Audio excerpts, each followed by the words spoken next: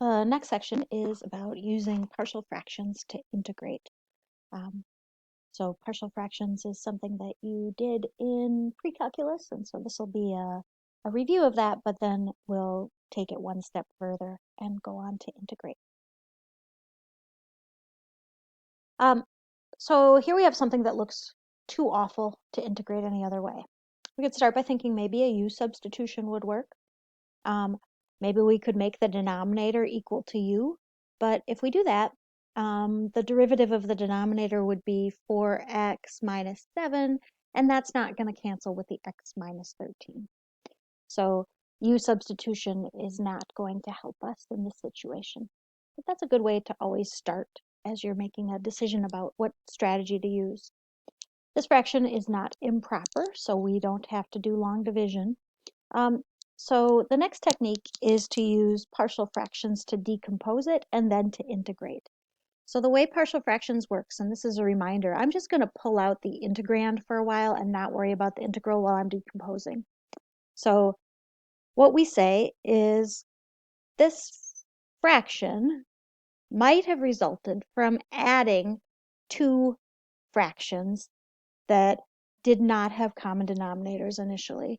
So this denominator happens to be factorable, and that's another thing to look for if you're trying to decide whether to use partial fractions. Your denominator has to be factorable. So if I make this a 3 and I make this a 1, we get it to be factored. So maybe this fraction came about because we added a fraction that was a over 2x minus 1 plus a fraction that was b over x minus 3. And when we did that, we got x minus 13 over 2x minus 1 times x minus 3. So this is called decomposing because we're taking a sum and turning it into its parts before it got decomposed. Or before it got added, sorry.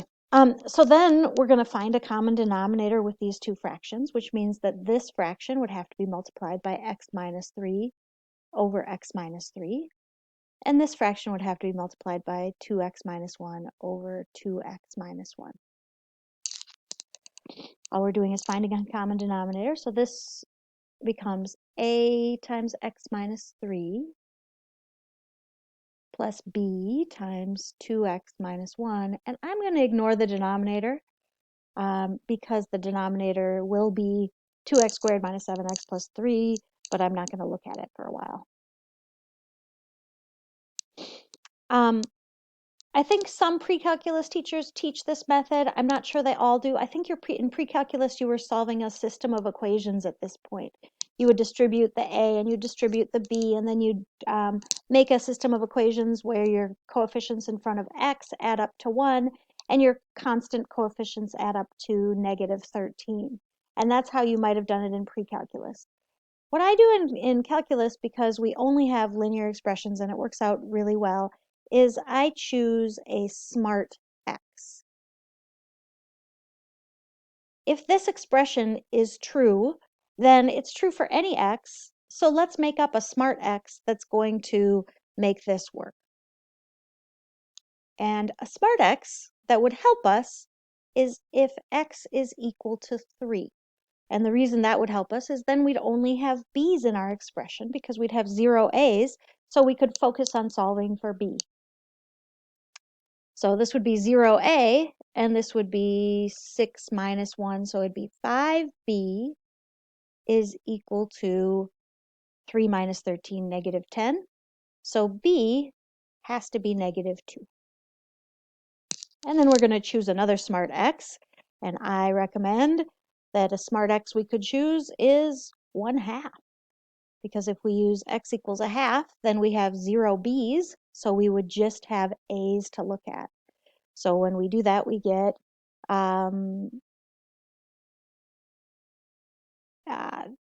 negative 2.5 a equals 26, 25, negative 25 halves. And then we can multiply by 2, and so we have, or negative 2, so we have 5a is equal to 25, so a is equal to 5. And this method of choosing a smart x, we're done already. We didn't have to do a system of equations. So now this fraction is equivalent to 5 over 2x minus 1 minus 2 over x minus 3.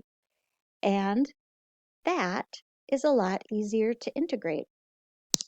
It's kind of, we can split it into two separate fractions. We can pull our constants out in front.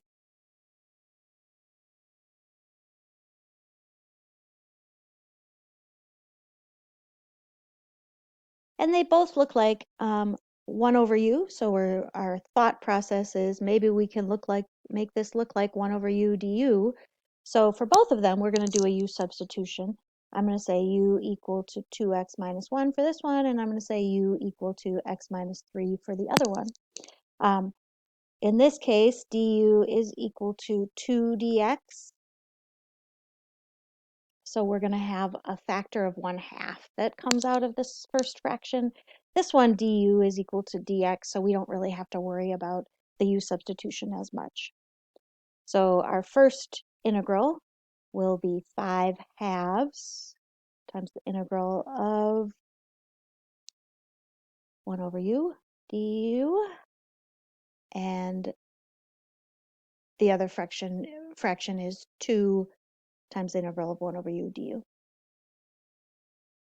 So they're both natural logs. I should have maybe used a different letter because we have two different u's here. So we have 5/2 times the natural log of u, but u is equal to 2x minus 1 minus 2 times the natural log of x minus 3. And then plus c. Occasionally, you might see this answer a little bit differently. You might see it look like this, and I don't want you to freak out if you see that these numbers can become exponents, because that's one of our natural log rules. So this could become an exponent, and also that it might become because we have subtraction of natural logs, we could combine this all as a single expression as 2x minus 1 to the 5/2 divided by x minus 3 squared. You don't obviously have to do that. The reason that I did it was just so you could see it in case it's multiple choice and you're trying to match a multiple choice answer. All right, so these take a while. I probably wouldn't put more than one on your test because they take a while, but that's partial fractions to allow us to go back to an integral that we can solve.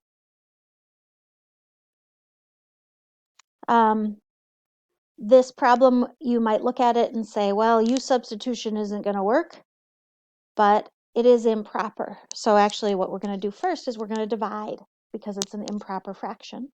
And then we'll decompose and then we'll integrate. So this one will require us to do more than one step. So the first thing we're going to do is divide.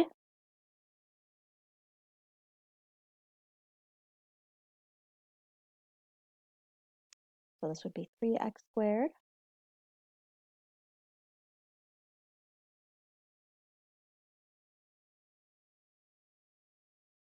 And we then subtract.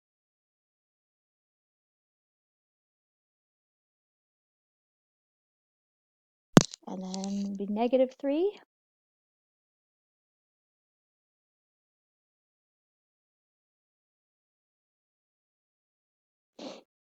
And then, oh,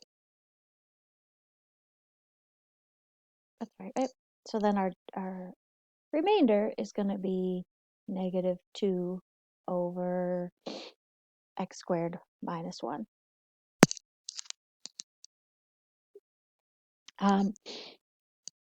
And then we can do an integral of 3x squared minus 3 very easily.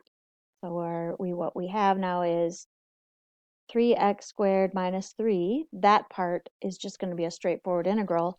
and then plus the integral, and I'm going to pull the 2 out. I'm not going to pull the 2 out. I think I'm going to leave it the way it is.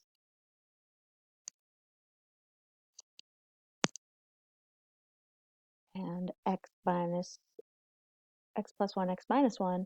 So now we're going to do partial fractions on just this part.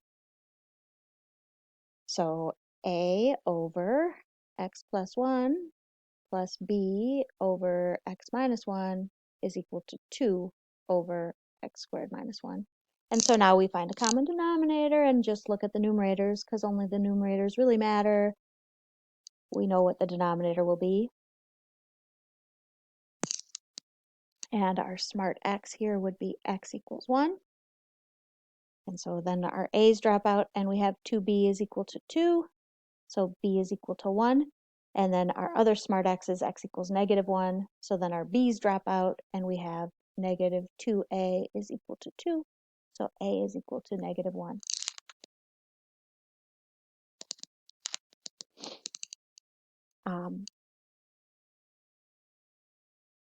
So then we have, if I integrate this, we have x to the third minus 3x plus the integral of negative 1 over x plus 1 plus 1 over x minus 1 dx. And these integrals, you can do a u substitution, but there's nothing like, there's no constants that come about because of that. So these ones are going to be more straightforward, natural log, antiderivatives. Oops, that's my page. So then this would be x cubed minus 3x minus natural log of x plus 1 plus natural log of x minus 1 plus c. And again, you might see this if it were a multiple choice option, just so you're looking for this kind of manipulation. You might see this as natural log of x minus 1 over x plus 1. So don't be scared if you see that rearrangement happen.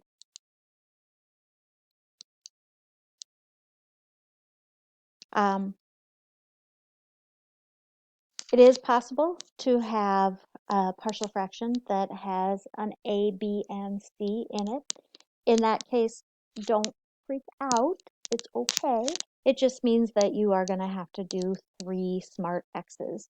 So if I rewrote this a little bit, it would be a over x plus 2 plus b over x minus 2 plus c over x minus 1 is equal to 6x squared minus 8x minus 4.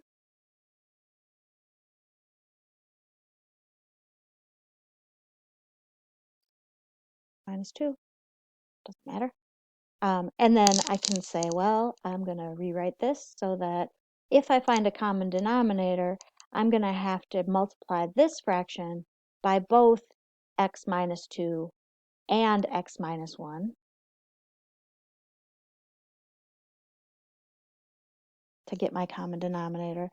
So I'm not going to actually distribute that out because it makes it harder to find the smart x if I do that.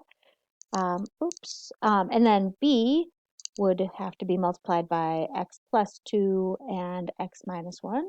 And c would have to be multiplied by x plus 2 and x minus 2.